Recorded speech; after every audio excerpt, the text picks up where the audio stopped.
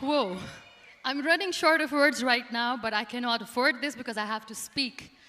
Thank you so much for all the love, for all the warmth. Thank you for accepting me. Thank you very much.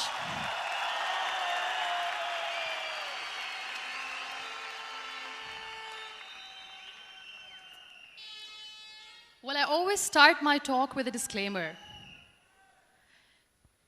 And that disclaimer is that I've never claimed to be a motivational speaker. Yes, I do speak, but I feel more like a storyteller because wherever I go, I share a story with everyone. Well, it is a story of a woman whose perfectly imperfect life made her who and what she is today. It's the story of a woman who, in pursuit of her dreams and aspirations, made other people realize that if you think that your life is hard and you're giving up on that because you think your life is unfair, think again. Because when you think that way, you are being unfair to your own self. It's the story of a woman who made people realize that sometimes problems are not too big. We are too small because we cannot handle them.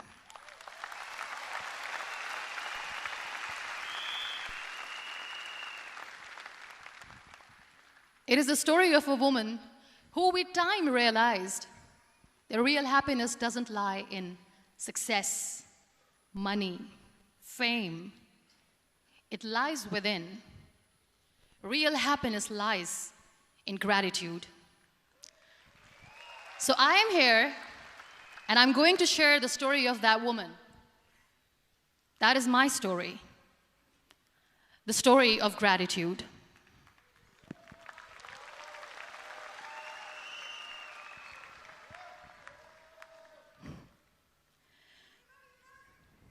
I love you too. I love you all.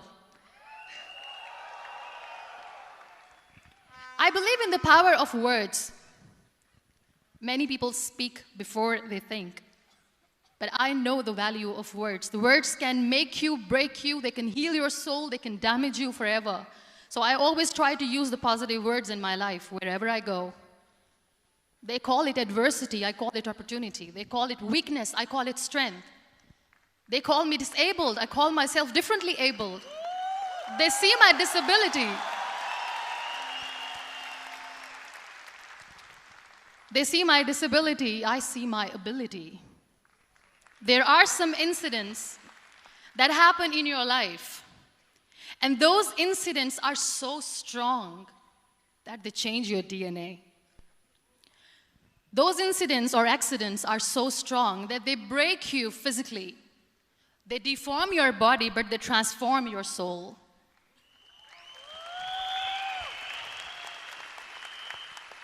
Those incidents break you, deform you, but they mold you into the best version of you. And the same thing happened to me. And I'm going to share what exactly happened to me. I was 18 years old when I got married. And this thing I'm sharing for the very first time on an international level. I was 18 years old when I got married. I belonged to a very conservative family, a Baloch family, where good daughters never say no to their parents. My father wanted me to get married. And all I said was, if that makes you happy, I'll say yes. And of course, it was never a happy marriage. Just about after 2 years of getting married, about 9 years ago, I met a car accident. Somehow my husband fell asleep and the car fell in the ditch. He managed to jump out, saved himself. I'm happy for him. But I stayed inside the car and I sustained a lot of injuries. The list is a bit long. Don't get scared. I'm perfectly fine now. Radius ulna of my right arm were fractured. The wrist was fractured. Shoulder bone and collarbone were fractured. My whole rib cage got fractured. And because of the rib cage injury, lungs and liver were badly injured. I couldn't breathe. I lost urinary bowel control. That's why I have to wear the bag wherever I go. But that injury that changed me and my life completely as a person and my perception towards living my life was the spine injury. 3 vertebrae of my backbone were completely crushed, and I got paralyzed for the rest of my life. So this accident took place in a far-flung area in the outskirts of a very small province, Balochistan, where there was no first aid, no hospital, no ambulance. I was in the middle of nowhere in that toppled car. Many people came to rescue. They gave me CPR. They dragged me out of the car. And while they were dragging me out, I got the complete transection of my spinal cord. And now there was this debate going on. Should we keep it here? She's going to die. Where should we go? There is no ambulance. There was this 4-wheeler Jeep standing in the corner of the street. They said, put her in the back of the Jeep and take her to the hospital, which is 3 hours away from this place. And I still remember that bumpy ride. I was all broken. They threw me at the back of the Jeep and they rushed me to the hospital. That is where I realized that my half body was fractured and half was paralyzed. I finally ended up in a hospital where I stayed for 2.5 months. I underwent multiple surgeries. Doctors have put a lot of titanium in my arm. There's a lot of titanium at my back to fix my back. That's why people in Pakistan call me the Iron Lady of Pakistan.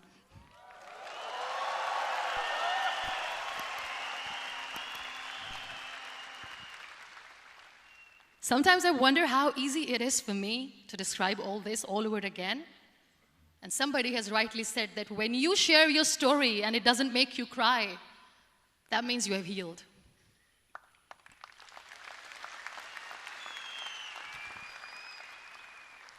Those 2.5 months in the hospital were dreadful. I will not make up stories just to inspire you. I was at the verge of despair. One day, doctor came to me and he said, well, I heard that you wanted to be an artist, but you ended up being a housewife. I have a bad news for you.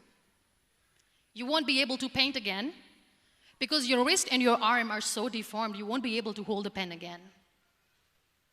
And I stayed quiet. Next day, doctor came to me and said, your spine injury is so bad, you won't be able to walk again. I took a deep breath and I said, it's all right. The very next day, doctor came to me and said, because of your spine injury and the fixation that you have in your back, you won't be able to give birth to a child again. That day, I was devastated. I still remember, I asked my mother, why me?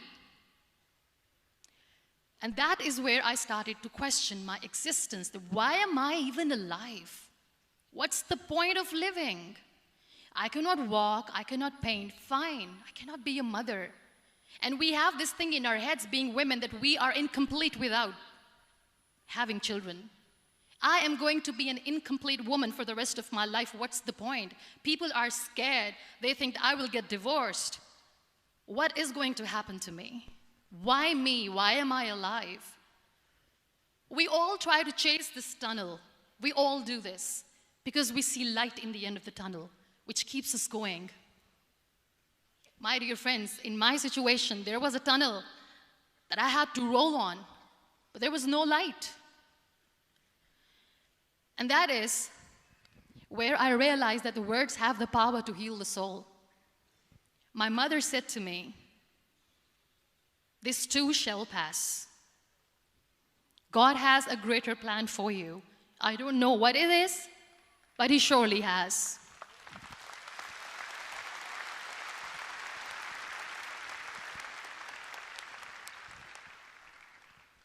And in all that distress and grief, somehow or the other, those words were so magical that they kept me going.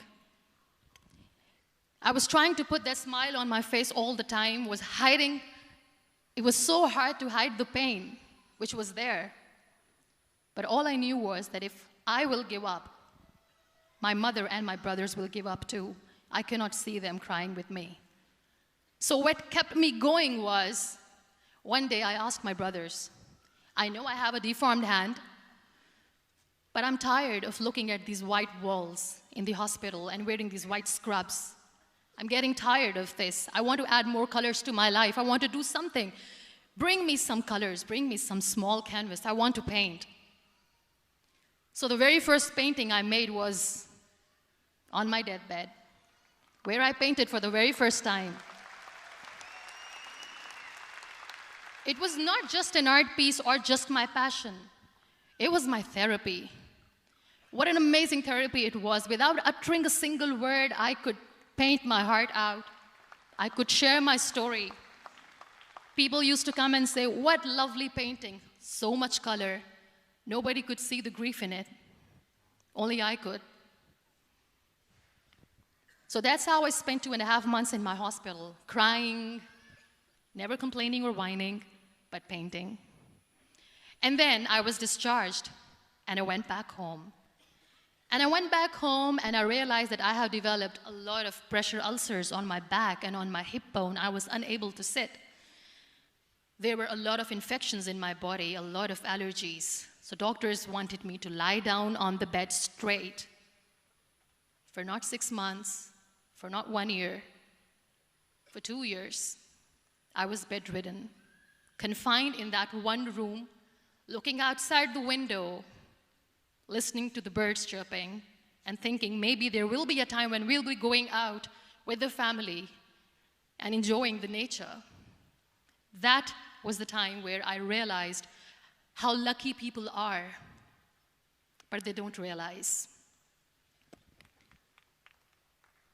That is the time where I realized that the day I'm going to sit, I'm going to share this pain with everyone to make them realize how blessed they are, and they don't even consider them lucky. There are always turning points in your life. There was a rebirth day that I celebrated. After 2 years and 2.5 months, when I was able to sit on a wheelchair, that was the day when I had the rebirth. I was a completely different person. I still remember the day I sat on the wheelchair for the first time, knowing that I'm never going to leave this, knowing that I won't be able to walk for the rest of my life. I saw myself in the mirror, and I talked to myself. And I still remember what I said. I cannot wait for a miracle to come and make me walk. I cannot sit in the corner of the room crying, cribbing, and begging for mercy because nobody has time. So I have to accept myself the way I am. The sooner, the better. So I applied the lip color for the first time.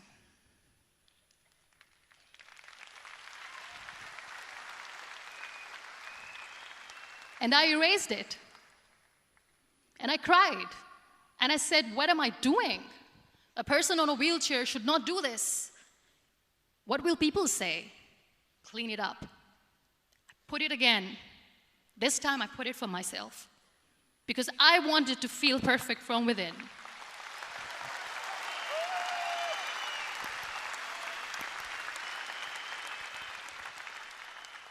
And that day I decided that I'm going to live life for myself. I am not going to be that perfect person for someone. I am just going to take this moment and I will make it perfect for myself. And you know how it all began? That day I decided that I'm going to fight my fears. We all have fears. Fear of unknown, fear of known, fear of losing people, fear of losing health, money. We want to excel in career, we want to become famous, we want to get money. We are scared all the time.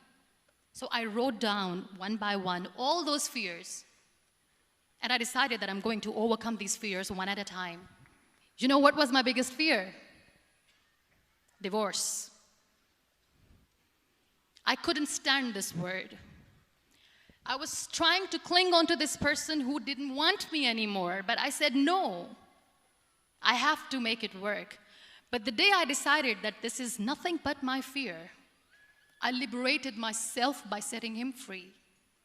And I made myself emotionally so strong that the day I got the news that he's getting married, I sent him a text that I'm so happy for you and I wish you all the best.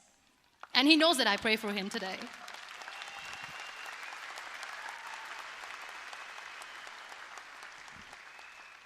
My biggest fear, number 2, was I won't be able to be a mother again.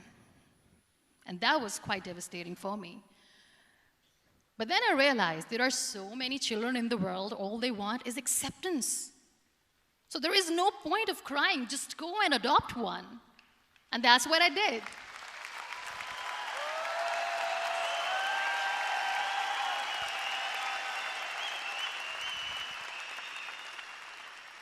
I gave my name in different organizations, different orphanages. I didn't mention that I'm on a wheelchair, dying to have a child. So I just told them that this is Muniba Mazari and she wants to adopt a boy or girl, whatsoever, but I want to adopt a kid. And I waited patiently. 2 years later, I got this call from a very small city in Pakistan. I got a call and they said, "Are you Muniba Mazari? There is a baby boy and would you like to adopt?" And when I say yes, I could literally feel the labor pain. I said, yes, yes, I am going to adopt him. I am coming to take him home.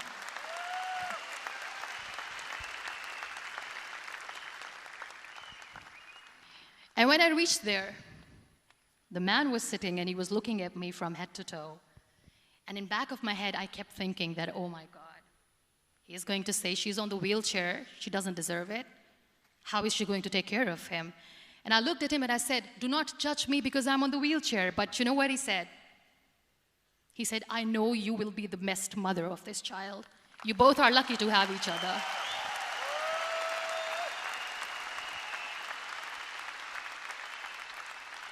And that day, Niall was 2 days old, and today he's 6.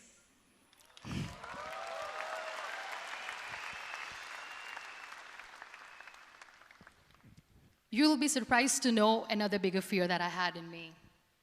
It was facing people. I used to hide myself from people. When I was on bed for 2 years, I used to keep the door closed. I used to pretend that I'm not going to meet anyone, tell them that I'm sleeping. You know why? Because I couldn't stand that sympathy that they had for me. They used to treat me like a patient. When I used to smile, they used to look at me and say that, "You're smiling, are you okay?" I was tired of this question being asked, "Are you sick?" Well, a lady yesterday at the airport asked me, "Are you sick?" And I said, "Well, besides the spinal cord injury, I'm fine, I guess."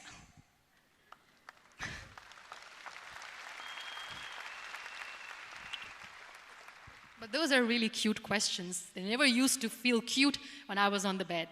So I used to hide myself from people, knowing that, oh my God, I'm not going to see that sympathy in their eyes. It's all right. And today I'm here speaking to all these amazing people because I have overcome the fear.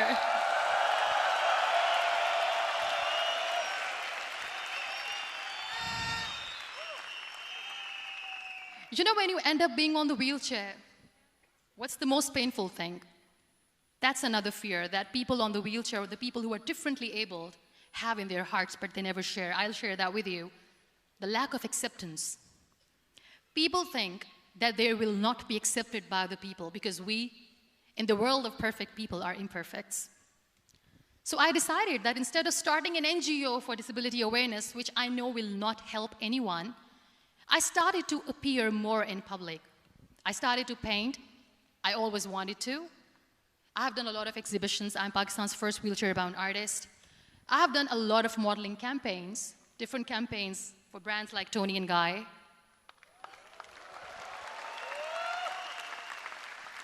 I have done some really funny, breaking the barriers kind of modeling.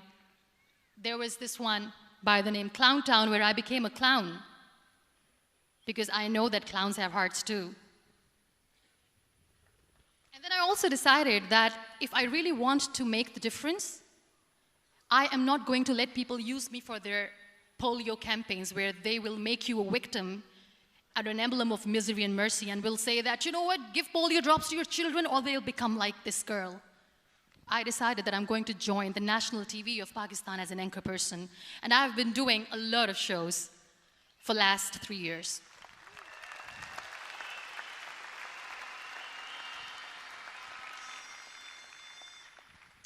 So when you accept yourself the way you are, the world recognizes you. It all starts from within. Thank you. I became the National Goodwill Ambassador for UN Women Pakistan, and now I speak for the rights of women, children.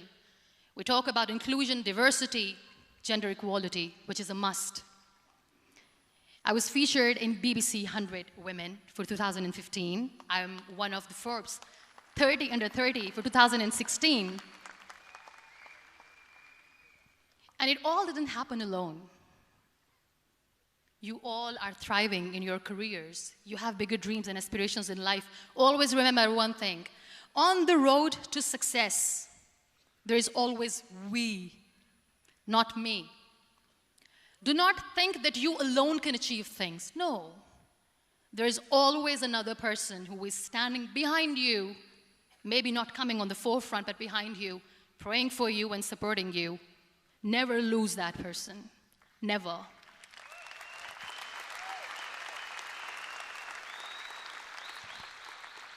No matter how much I say that I couldn't find a hero, so I became one, I still want to recognize those 3 people in my life who literally changed my life completely, and I get inspiration from them every single day. Waleed Khan. Many people know about the terrorist attacks in Pakistan. We have lost many people. And I'm sharing this with a very heavy heart because we actually have lost a lot of people in this huge turmoil of terrorism. These people are barbarians. They do not see people. They're even worse than animals. They have killed people in mosques. They have killed people in churches, temples, even in schools. There was this terrorist attack in Army Public School, Peshawar, where these terrorists entered in an examination hall and they killed our children. And in that attack, that day, this beautiful boy, Waleed Khan, who was my hero, my real life hero, was the proctor who was taking care of the students, was keeping an eye on the students. Those barbarians shot him 3 times in the face, 5 times on his body, and he fell down. I was asked to give a talk in the school after a week of that terrorist attack. With a very heavy heart, I went there and I spoke. We sang a few national songs. I thought that maybe I've done my part, but deep inside, it was killing me. I could see children injured. I could see children sitting on the wheelchairs, looking at me, wondering, what next? What was our fault? Just because we were here to give examination, we have been shot. So many people, so many children lost their friends. Their classrooms were empty. The next day they went to the classroom. So this kid, Waleed Khan, I was asked that he is in a hospital right now, and you have to go and see him and motivate him and tell him that it's going to be okay. And when I saw Waleed Khan coming on the wheelchair for the first time in front of me, face was all deformed. His leg was fractured, his arm was fractured. He couldn't talk, he lost his teeth. He cannot sneeze, he cannot smell. He cannot eat. And I kept thinking, what should I say? That everything is going to be all right? No, nothing is all right. And while I was juggling with the words, what to say, what not to say, this beautiful child, Waleed Khan, came to me and he said, "Are you Muniba Mazari?" I said, "Yes." He said, "Baji, let's take a selfie."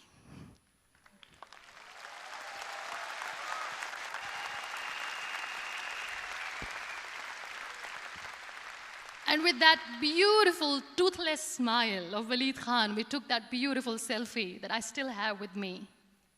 I don't share that here because he was in a very bad shape that time. And that is where I realized that when I was thinking too much about his deformities, he's happy with himself. He doesn't even care. Because today he goes in the same school, and when somebody asks him that what happened to your face, why so many scars, you know what he says? "These scars are my medals and I wear them with pride."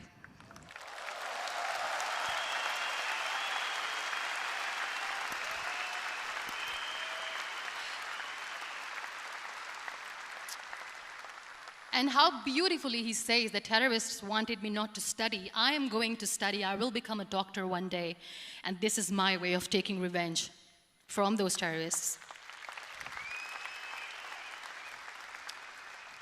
Another real-life hero, of course, my son. His name is Nile, N-I-L-E, River Nile. I learned so much from this kid. The first and foremost thing is patience. How to be patient when you know that your mother cannot walk, when you know that your mother is different from the other women, when you know that your mother cannot go out and play with you, how to stay calm. He loves football. And when we got the very first football, he was 4 years old. He was super excited. I still remember he came in the room and he said, "Mom, let's play football." And he kept the ball in my feet. And he said, "Let's kick it." And that day I felt disabled. I said, "I cannot kick the ball." And I was down with the same face. He looked at me and he said, "Well, that's all right. Your legs are not working, but your hands do. Let's play catch the ball."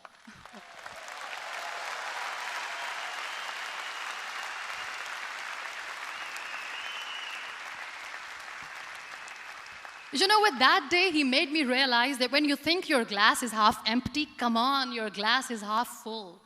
It's all in here and here.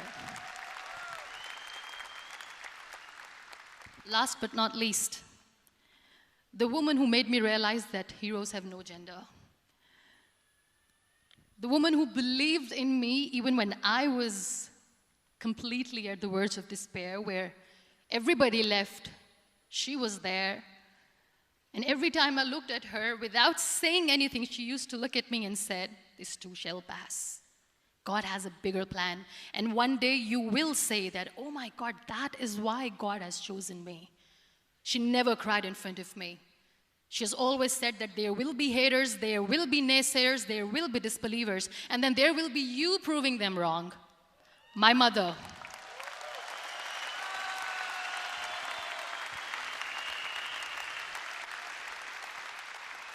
Whatever I am today, I'm nothing without her. I'm nothing without her. Thank you, Mama. I wish you were here. Thank you for making me who I am today.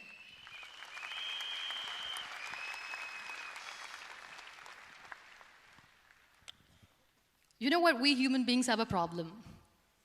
Out of many problems, there is one more, and this is a self-created one. We always expect ease from life. We have this amazing fantasy about life. This is how things should work. This is my plan. It should go as per my plan. If that doesn't happen, we give up. So my dear friends, let me tell you one thing. I never wanted to be on the wheelchair. Never thought of being on the wheelchair. I was always aspiring to do bigger things, but had no idea that for that I have to pay the price to be where I am today. It's a very heavy price. This life is a test and a trial, and tests are trials are never supposed to be easy. So when you are expecting ease from life, and life gives you lemons, then you make the lemonade, and then do not blame life for that, because you were expecting ease from a trial. Trials make you a stronger, better person. Life is a trial, and with time you realize that.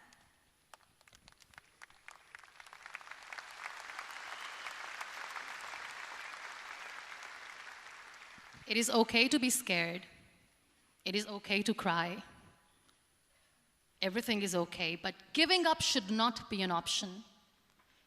They always say that failure is not an option. Failure should be an option, because when you fail, you get up, and then you fail, and then you get up, and that keeps you going. That's how humans are strong.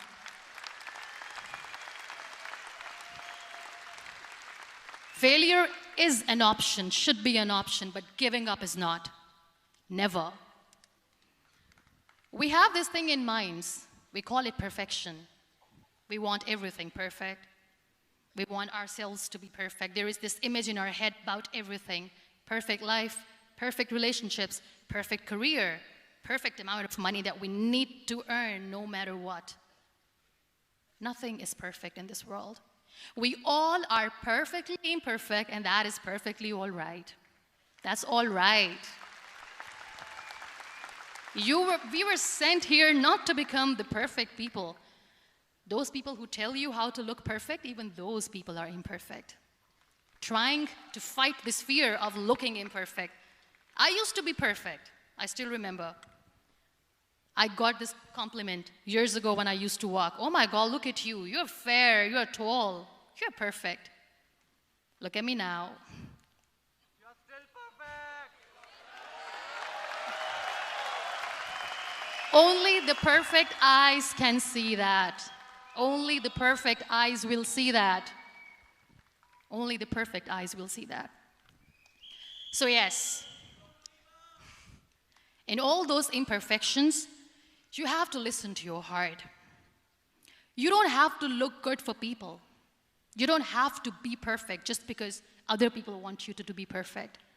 If your soul is perfect from within, that's all right. This is all what you want. This is all what you need to be. Our society has made very weird kind of norms to look perfect and great. For men, it's different. For women, it's different. We think too much about what people say. We listen to ourselves too little. You know what makes you perfect? When you make someone smile. You know what makes you perfect? When you try to do something good for the people around you. You know what makes you perfect? When you feel someone's pain. And how beautiful pain is that it connects you with people. No other medium can connect you with others but pain. That's why I always say that I'm in pain, and that's a blessing in disguise for me. Today, just because I'm in pain and I'm on the wheelchair, I work for children. Being the head of CSR for a company, we conduct medical camps in far-flung areas of Pakistan where so many kids die because they don't have medical facilities. And I personally believe just because they cannot afford to live doesn't mean we'll let them die. So we give them money, we give them medical treatment, we try to heal their wounds, physical and emotional. And I also work for the beautiful people, we call them third gender, the transgender community of Pakistan. You know what connects me with them? All my imperfections. When I go and I hug them, they never judge me. And this very good friend of mine, her name is Bijli. Bijli means electricity. She calls herself electricity. And I said, are you electricity? She says, no, I'm lightning. I'm as strong as lightning. Because we have very bad power outage, so she doesn't want me to call her electricity. So she says, I am very strong. I'm thunder, I'm lightning. She came to me, and the first time I hugged her, she said, you are just like me. And I said, yes, I am like you. Because to people, we are so imperfect. So how beautiful these imperfections are, that because of these imperfections, you can connect with people. Then why are we all running after being perfect? What's the point?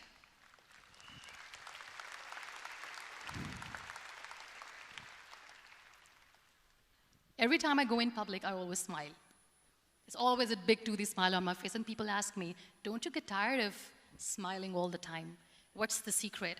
I always say one thing, that I have stopped worrying about the things that I have lost, the people that I have lost.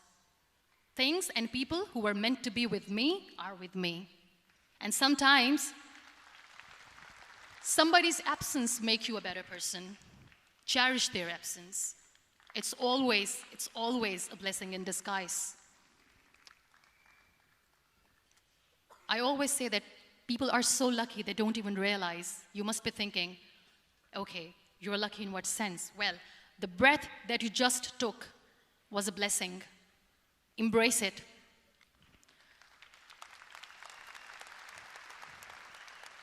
There are so many people in the world who are dreaming to live a life that you are living right now. You have no idea.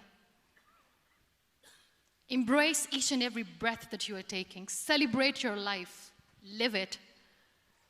Don't die before your death. We all die.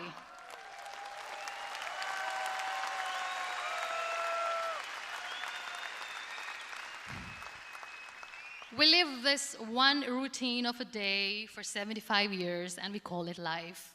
No, that's not life. If you're still thinking why you have been sent here, if you're still juggling with the concept of why you are here, you haven't lived yet. You work hard, you make money, you do it for yourself.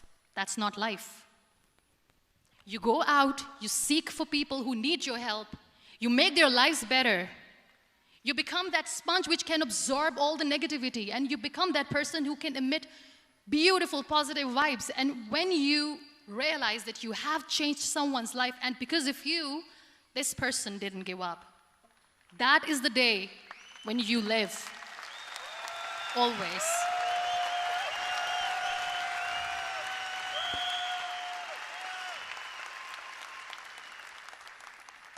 We were talking about gratitude, why I smile all the time. I cry all night when nobody sees me, because I'm a human and I have to keep the balance. And I smile all day because I know that if I will smile, I can make people smile. That keeps me going.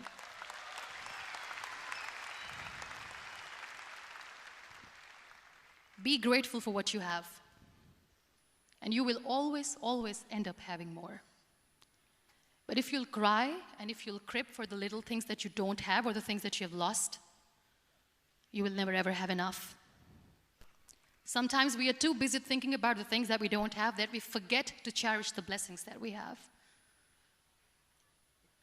I'm not saying that I'm not healthy and that makes me unlucky, but yes, it is hard. It is hard when I say that I cannot walk. It is hard to say when I wear this bag. It hurts.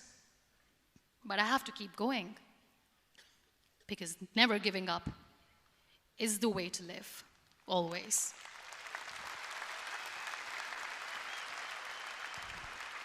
So I'll end my talk on a very short note. Live your life fully. Accept yourself the way you are. Be kind to yourself. Be kind to yourself. I'll repeat, be kind to yourself, and only then you can be kind to others. Love yourself and spread that love. Life will be hard. There will be turmoils, there will be trials, but that will only make you stronger. Never give up. The real happiness doesn't lie in money or success or fame. I have this all, I never wanted this. Real happiness lies in gratitude. So be grateful, be alive, and live every moment. Thank you so much, everyone. Thank you.